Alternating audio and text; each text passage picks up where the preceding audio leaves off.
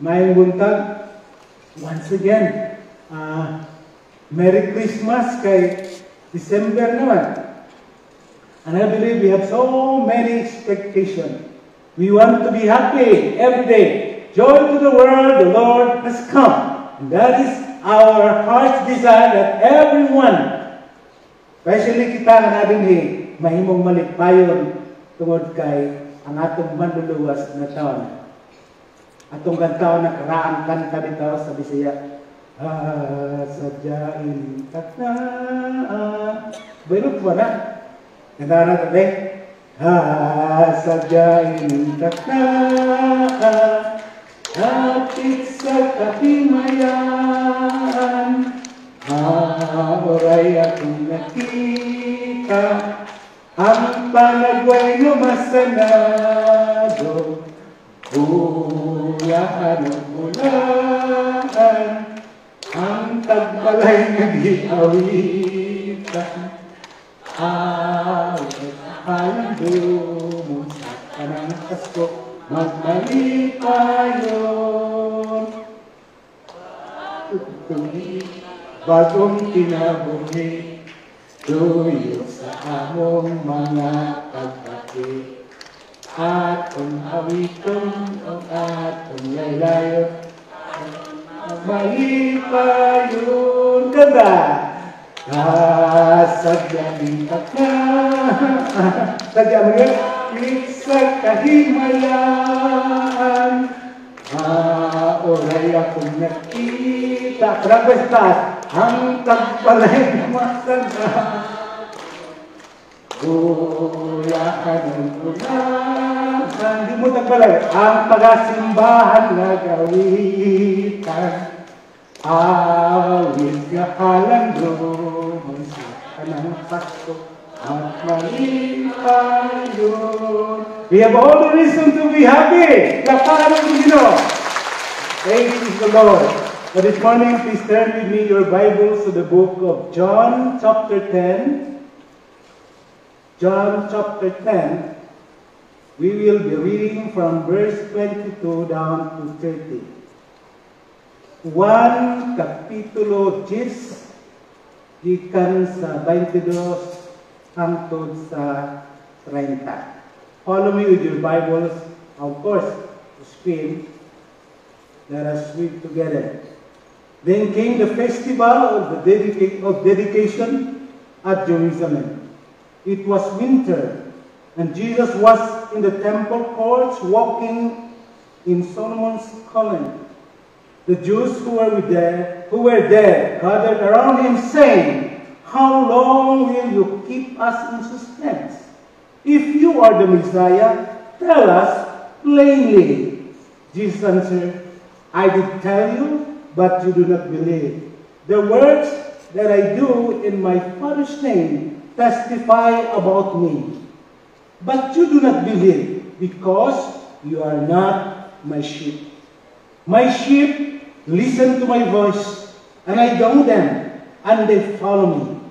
I give them eternal life, and they shall never perish. No one will snatch them out of my hand.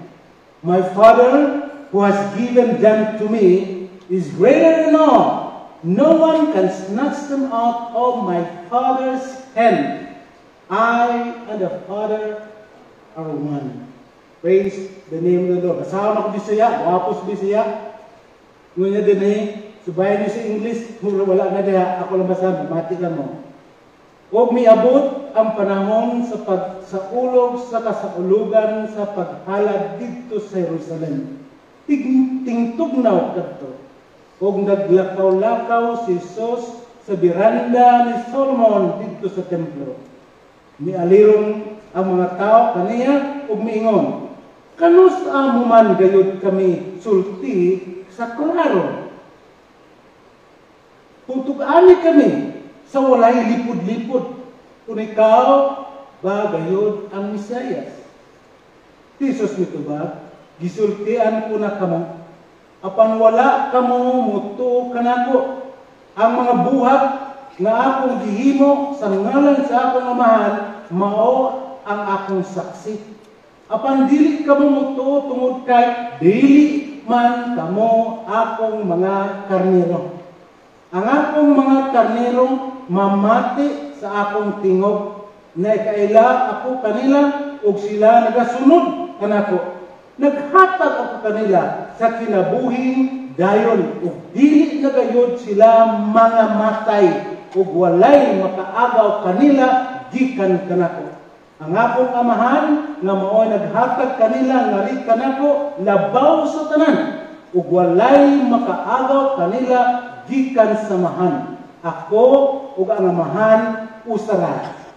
Hallelujah! Praise the name of the Lord.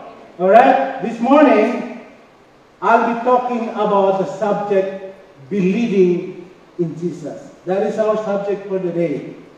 Ang pagtuo diha ni Kristo. Believing in Jesus. And I entitled our message, The Great Privilege and Joy of Believing in Jesus. Ang pagtuo nato ni Kristo. Ang dako kay pribileyo o kalipay nato nga kita nito kay Jesus. What makes a believer of the Lord Jesus Christ so happy? As I said, no one can simply believe in Jesus without the regenerating power of the Holy Spirit. Nobody can believe without the regenerating power of the Holy Spirit to convince him to believe. And then, if you happen to believe in Him, what a privilege. What a privilege and joy that you come to such a great decision. If you happen to believe in Jesus. Pagkanindot na kayo.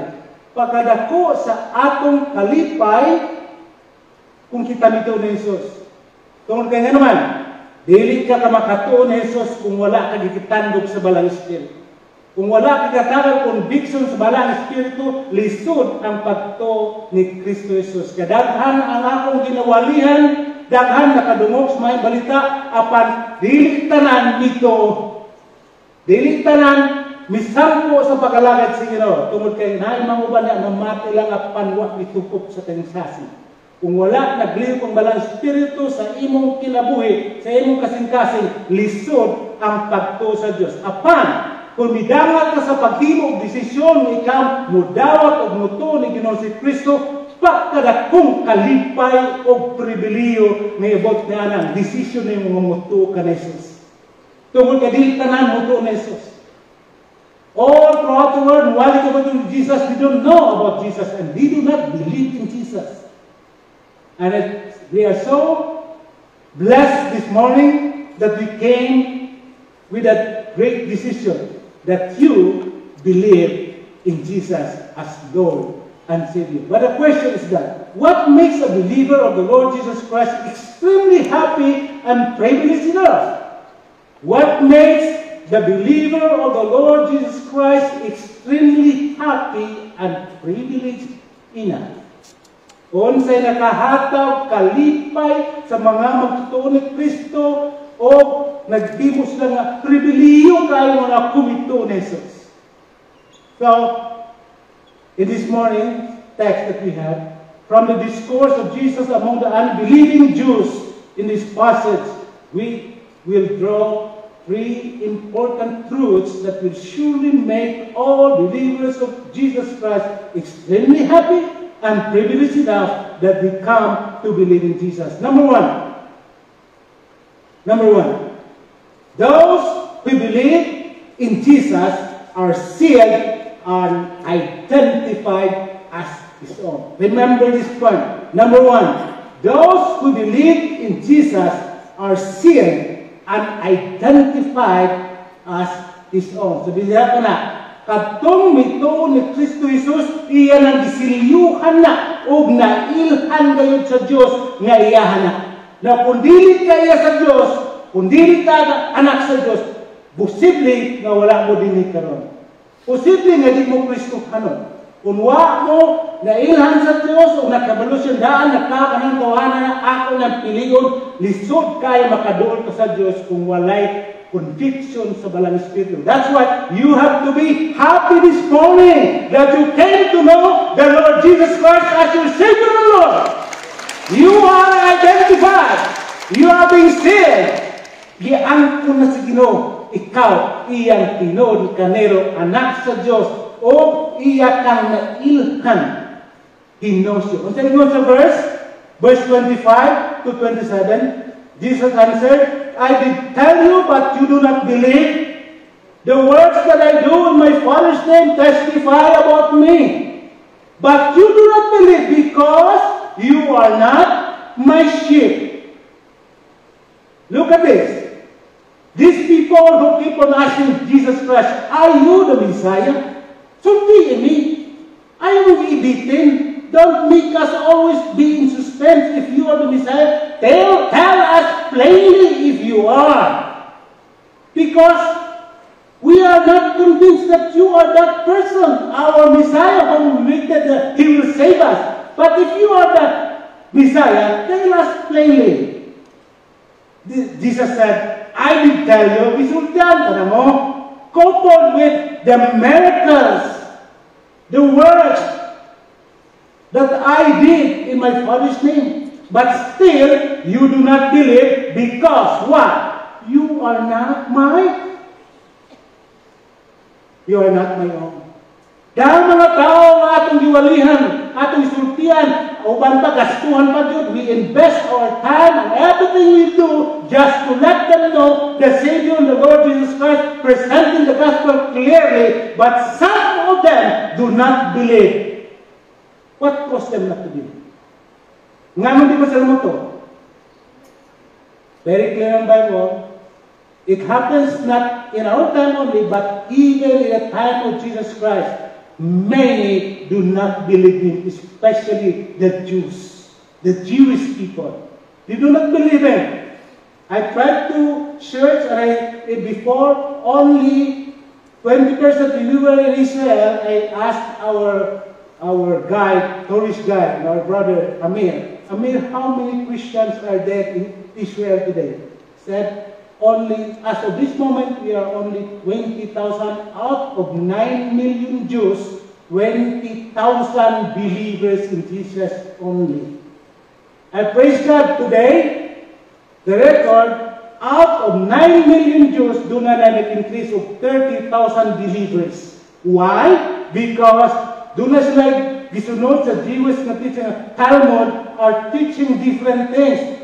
The teaching about Jesus Christ, ilisdan. Ang mga records, mga disipulo, may tunig ni Jesus, wala na gitudlo, and it was a sin for them to believe in Jesus that He is the Messiah. Until today, praise God, they are coming to know Jesus Christ right in Israel now. It's now beginning for them to recognize that indeed the one whom they crucified 2,000 years ago is their Messiah.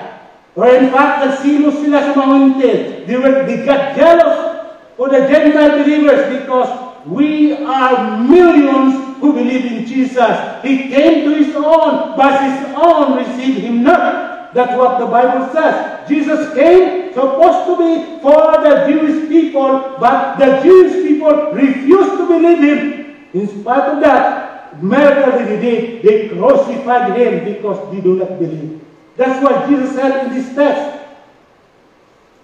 They do not believe because they are not His own. I'm so happy, and you are to be happy this morning that you, even if you are Gentile, we are not Jews by birth, yet the grace of the Lord Jesus Christ, God loved us so much, He gave us the opportunity to embrace the truth that Jesus Christ is indeed our Savior and our Lord. And we have all the reason to celebrate this Christmas season. We celebrate. Go to the world. The Lord has come to the Jews on that, but God gave us the grace that we too, Gentiles, have come to believe in the Son of the living God as the Messiah, the Savior of the world. Glory to God. That's why you have to be happy. Those who believe in Jesus are sealed and are identified as His own. Kanino lang, we are being identified as children of God, confirmed because the Bible is telling us. Now, many people don't come to the knowledge of Jesus Christ. They refuse to believe in Him because illegal. Even sa mga church people, ayaw kumpiyansa. Simbahan na pinimutan ng Kristiyano, dili. Daghan paggahit pulo simbahan. Bisan ko nakadungog na sa pulo sa Ginoo, kanunay na ginawali ang kabaturan, apan uban niya, di pagyod konbinsado nga 100% because ang tinuod na magtutuo ni Kristo, musunod sa tanang mga gisulti ni Kristo. Not only hearers, but doers of the word. O sa ingon ni Jesus, you do not believe because you are not my sheep. I did tell you, but you do not believe. I do the works in my Father's name and testify about me, but you do not believe because you are not my sheep. That's why even in the community of the so-called Christian, quote-unquote, you can still see a lot of believers are doing the other way around. Kristohano ng baba, ang lihok, dili mao. Mingon nga ako, anak sa Ginoo, pero ang buhat, anak. Dili anak sa Diyos. Ay ang baba, dili pasultian sa anak sa Diyos. Ay ang batasan, dili po batasan sa anak sa Diyos. Kinaya niya kalibutan ang gapon. Wala ito din, tinuod ang we are growing every day. If you are not changed now, tomorrow or today, consistently, you are the same yesterday, today, and forever, you are not identified as His sheep, because according to Jesus, my sheep listen to my voice and obey me. Ang mga tinuod nga anak sa Diyos, musunod sa kagustuhan sa Diyos, musunod sa pulong sa Diyos, unod sa gisulti sa pulong sa Diyos. Yes! Unod sa pulong sa Diyos. Whether they like it or not, my friend, as a Christian, our standard of living is patterned upon our Lord Jesus Christ. If we live contrary to the standard being set by Jesus Christ, then whose son are you? Whose children are you? You cannot just say, I'm a child of God, and you act like not the one whom that the Lord Jesus Christ described in His words. Kananak sa Ginoo mong Kristiyano, pagahit ko kay ulo. Ingon sa Biblia mo, sukwahi ilang gibuhat. It only tell us that perhaps may gutan ingon ni Jesus. The reason you do not believe, the reason you do not obey, the reason you do the other things, because you are not my sheep. Don't be misled, my friend. Your confession, the truth that is in you, should coordinate with your action. Kinahanglan atong sulti mo coordinate na sa atong mga lihok o sa atong buhat. Ang atong mga gihoy mo na mag-testify na kita tinuod. Ang atong mga lihok, bisan ganit, kung di ka musulti, paano pa yung binuhatan, makita man niya na tinuod kang anak sa Diyos. Confirm na tinuod kang anak sa Diyos. You cannot just pretend by your lips that you are one and your action speaks differently. Friends, brothers and sisters, we are so thankful that we belong to Him and that He identified us as His own. Next, number 2. Those who believe in Jesus are insured with eternal life. Hallelujah! Those who believe in the Lord Jesus Christ as their Savior and Lord, they are already insured with eternal life.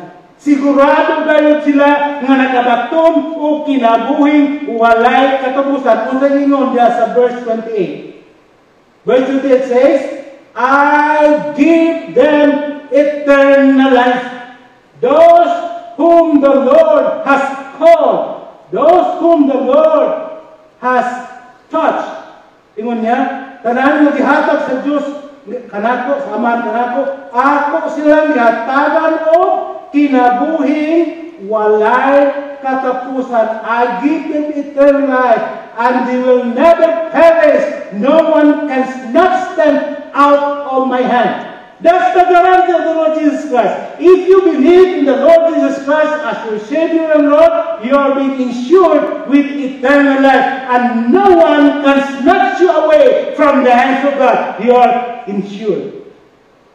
Walay mag-aaw ka ninyo. In other words, if you are a child of God, you are a child of God forever. And nobody, even the devil, cannot take you away from your God whom you believe as Lord and Savior. Forever, you are ensured that after this life in this world, your life will never end.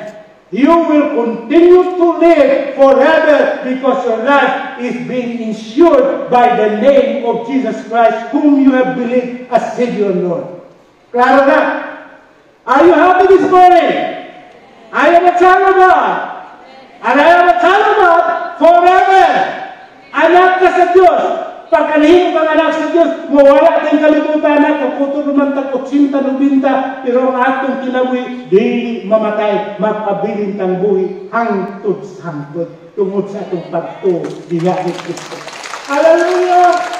Kung namata akong mahatok sa COVID, mahatok mamatay, tinood man, mamatay ang COVID, mamatay dunggan, mamatay ang TB, sa mga klaseng sakit, ang kamaturan, mamatay din ang tao. May COVID mo wala, mamatay ang tao. Pero ang pangutana, humansin mo mga imong kamatayan, unsay sunod, mabuhi ka pa. Salamat kung nagtuka ni Ginoong Jesucristo, either mamatay ka o mabuhi, why kadukan kay naman, sigurado kang mabuhi, hangtod-hangtod kay nito ka man sa buktong anak si Diyos. Hallelujah! Hallelujah! Joy to the world! Malipayan ka! Dini mo, kung di ko anak sa Diyos, malipay ko ng kahintang magsakay-sakay na kong bahay. Lisod siya, hindi kinabuhi. Di ka magadok yung personal, kinahanggang alalay. But yet the joy remains because my life is not only in this world, my life is insured for eternity. Hallelujah! Glory to God! Kami karoon na may edad, 50 kapin, lihat man may edad. Siguro na pull ko ito, 20 kapin, salamat. Naghang mga nag-graduate, ito ba natin yung simbahan? Wala na sila karoon din eh. Asa na sila? Tuwa na sa langit. Akalipay na nato ka magkita ka kanila. Dito mo katapusan na nakita uwan-uban ka. But we live together forever and ever. Dunay forever diha ni Jesus. Ngita ka forever di sa yuta. Uyab, sawa dito forever. Utob lang 80 ka tuig.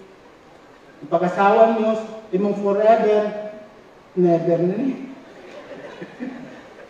Mabot na ka sa 60 kapin, ang imong kalipay, tubatan ng kapa, ilisdan na barkada na lang.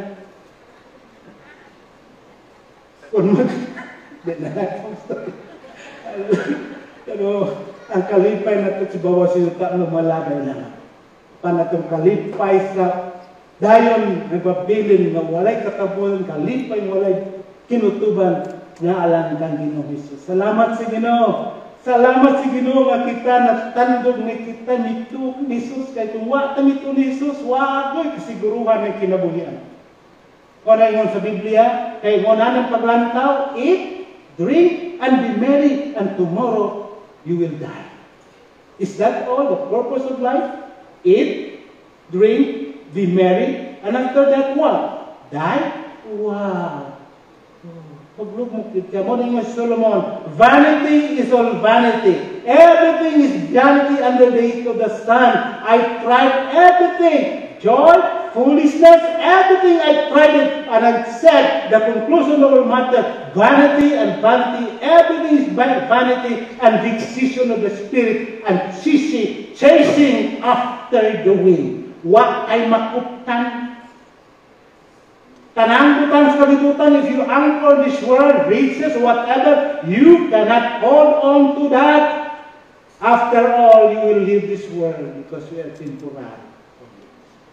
What remains is a concrete relationship with our Savior, the Lord Jesus Christ, who lived forever, who guaranteed us that we will also live with Him forever. Praise the Lord. Third, itabagdugay mo po rin yung minsan pumunta. Third, those who believe in Jesus are eternally eternally secured in God's hand. Ang tanang magtutuo ni Kristo Jesus, walay katapusan nga siya sigurado gayod diha sa kamot sa Dios nga di yun siya makalingkawas. All who believe in the Lord Jesus Christ are eternally secured. This is the most debated subject among theologians and seminaries. The doctrine of eternal security. Because some of our theologians who believe are, especially kanang mga Arminian ang background, duhara mo either you are a Calvinist or Arminius.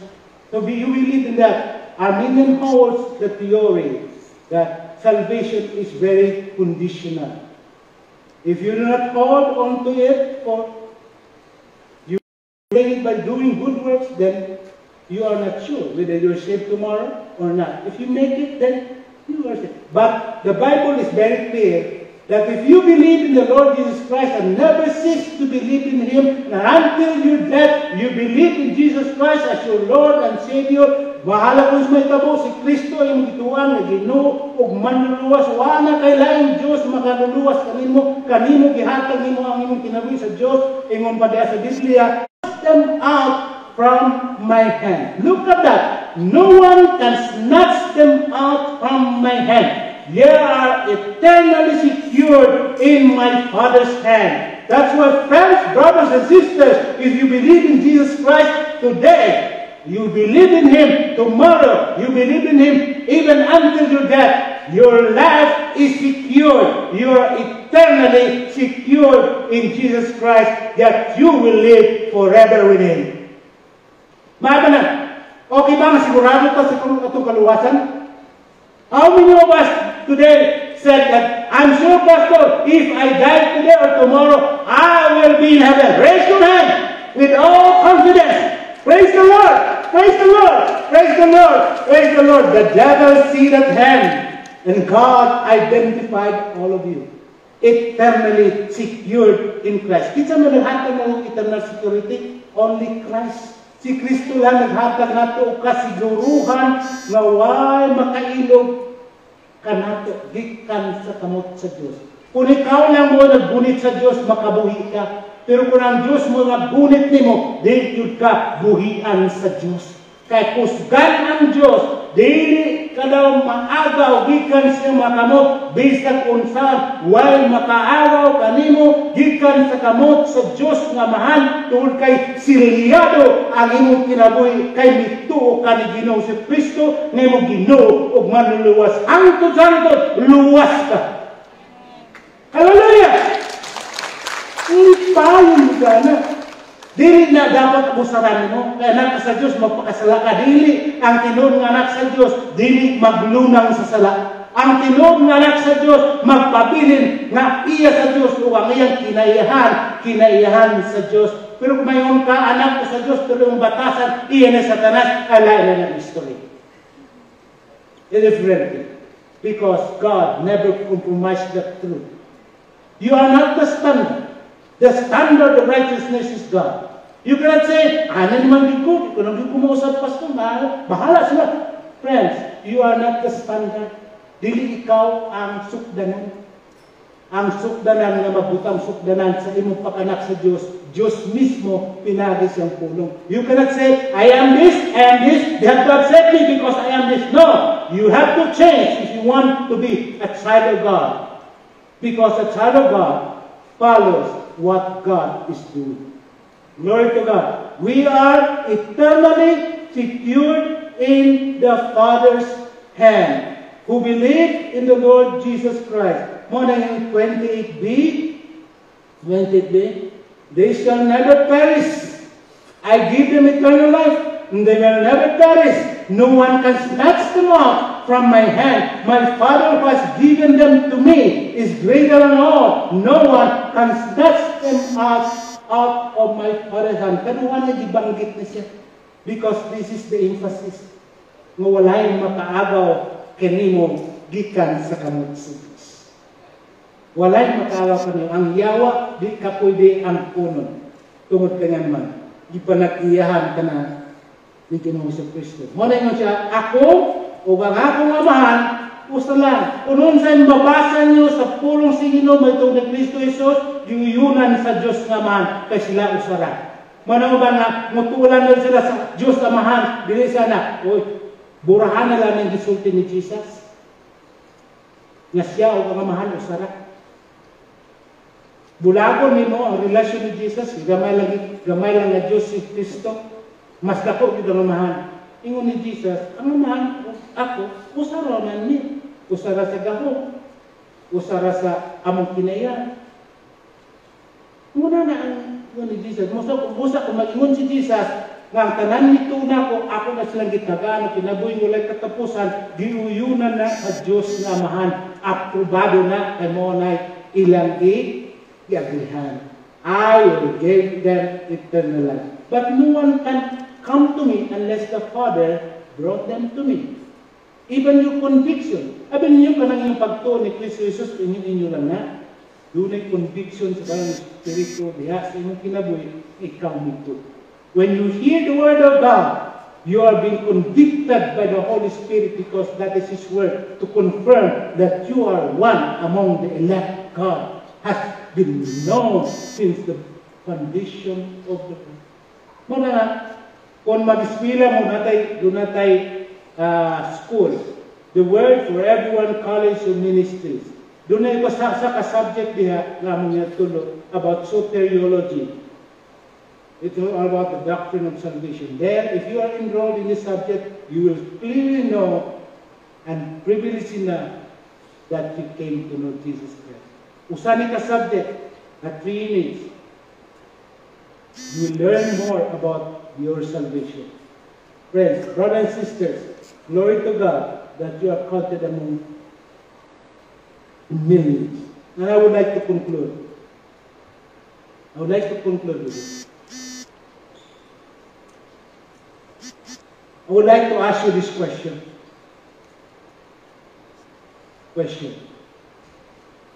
Have you come to your spiritual life where you know for certain that if you are to die today, you will be in heaven?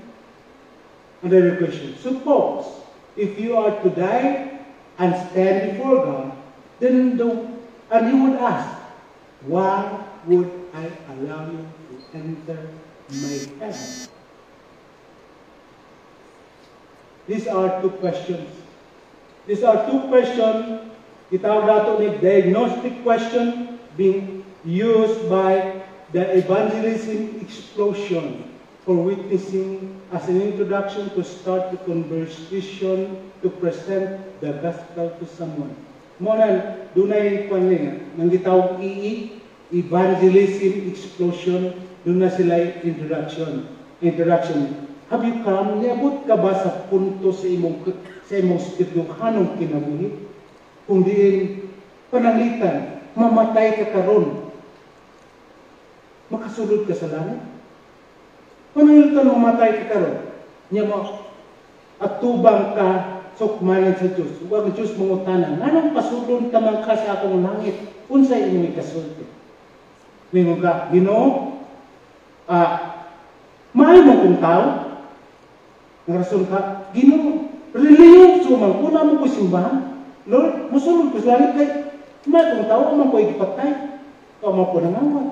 Maayo man ko, mangyatagon mo ko. O, Ginoo, tawag ko sariling nun. Sulod ko diha. Mao ka? May rason, sultihan ka ka. Usalay, gusto Diyos madumog. Tanan natong sulti sa atong pagkamayang tao, sa atong pagkarelyoso, sa atong pagkamayang sa pamagihatagon. Angon sa Biblia, dili mao ang pasikaranan aron ka pasulod sa langit. Ang pasikaranan aron ka makasulod sa langit, ang giingon sa Biblia. Ang ingon siya sa 1 John chapter 1, atong basahon, I want to read in conclusion, John 1:10-13. There we will get a clear information who can come to heaven with God. John chapter 1 verse 10 to 13. What does it say? He was in the world, and though the world was made through him, the world did not recognize him. He came to that which was his own, but his own received him not, and they did not recognize him. Yet, verse 12, this is the key verse. Yet, to all who did receive him, to those who believed in his name, he gave them the right to become children of God. He gave them the right to become children of God. Verse 13, children born not of natural descent, nor of human decision or a husband's will, but born of God. Bisaya pa, mihan isa sa kalibutan, apan bisan ko ng kalibutan, gihimo, pinay kaniya, ang kalibutan nagdumili, ugwa nagila niya. Miabot siya, miani siya para siyang kaugalingong katawan, apan ang iyang kaugalingong katawan, misalikway kaniya. Wala, may dawat kaniya. Versikulo 12, apan, sa tanan ni mito, midawat kaniya, o mito sa iyang ngalan, mihatag sa kagahom na mahimong anak sa Diyos. Anak nga dili pinagi sa kaugalingong kabubuton sa tawhanon, kundili anak nga gianak sa Diyos. Mora nang pwede mo sulti, Lord, I can enter your heaven because I did receive you as my Lord and Savior and believe that you are my God and my Savior. I believe in you and I receive you and I give my life to you.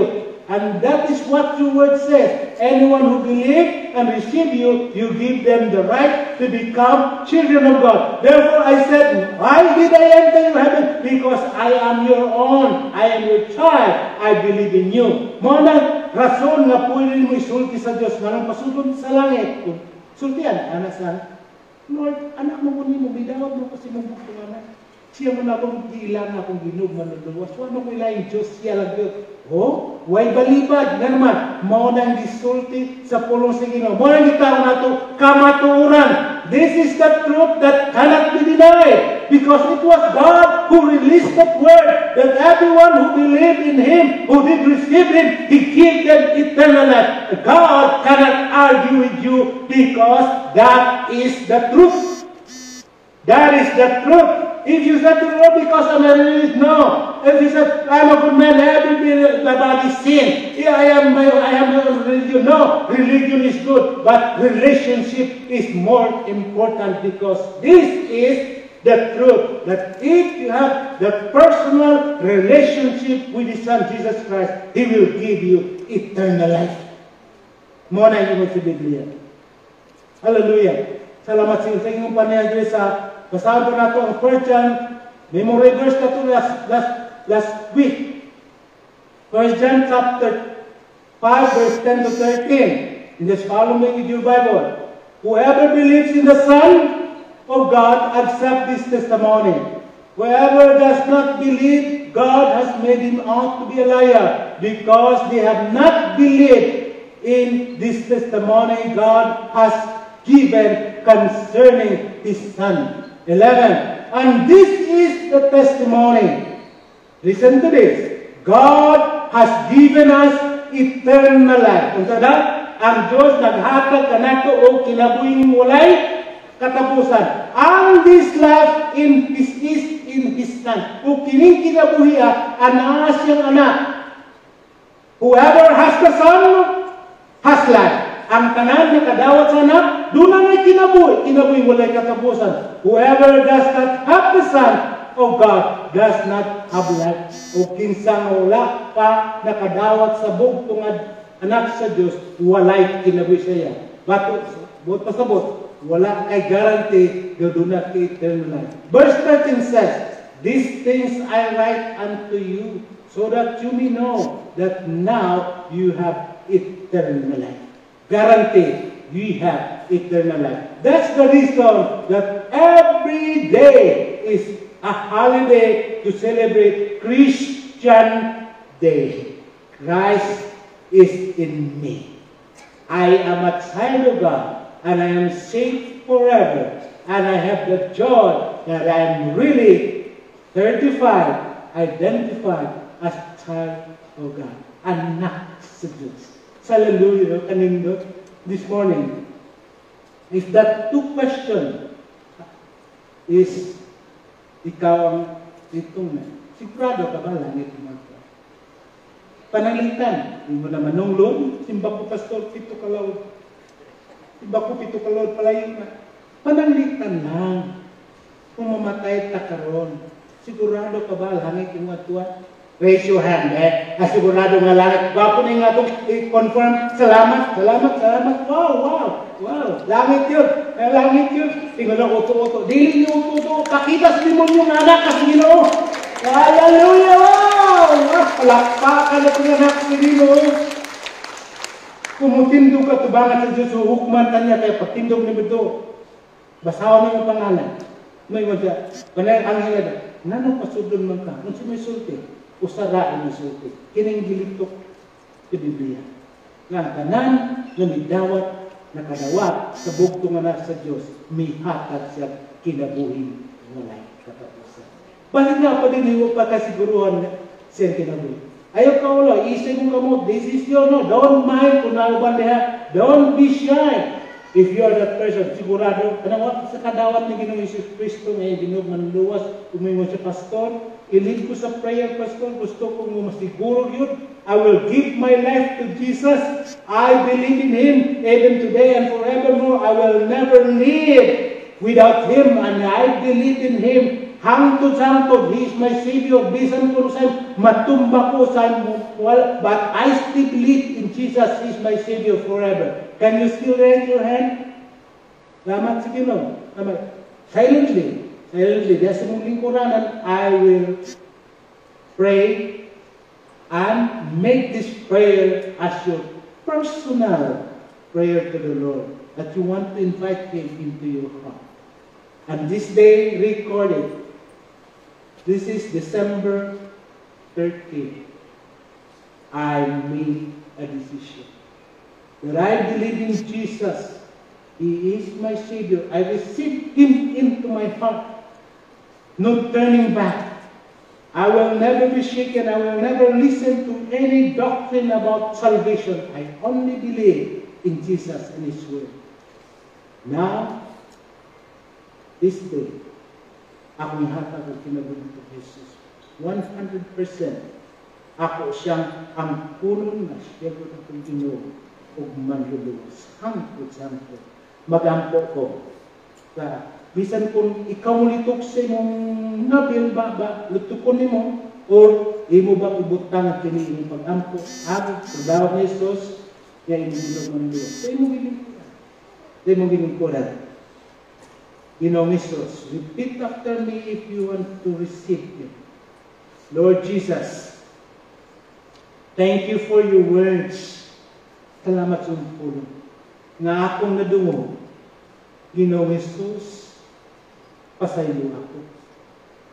Kung nakahimo kong masalak si mo tubangan, limpyo ako, Ginoo, pinagis yung bililhon mo luto. Ginoong Jesus, akong dawaton ng imong pulong, ako ikaw dawaton ng imong akong Ginoo, personal na akong manluluwas sa akong tibuok ng kinabuhi. Gikan karon ug hangtod sa kanturan sa akong pamatayon, ikaw akong tugyanan nga tag-iya nining kinabuhi. Dawata ko, Ginoo, isulata kong ngalan sa libros kinabuhi. Ug tabangi ko, Ginoo, nga makaalagad ko kanimo, musunod ko kanimo sa tanan nimo mga pulong. Ginoong Jesus, ariya sa akong kinabuhi ang balaan ng Espiritu. Holy Spirit, sulod sa akong kasing-kasing. Tuluy ko sa tanang butang na gusto buhaton sa Diyos sulod. Salamat, Lord Jesus. In Jesus' name, Amen. Thank you, Father in heaven, this morning, oh God. We are so thankful that your word is being revealed. Your word is the truth.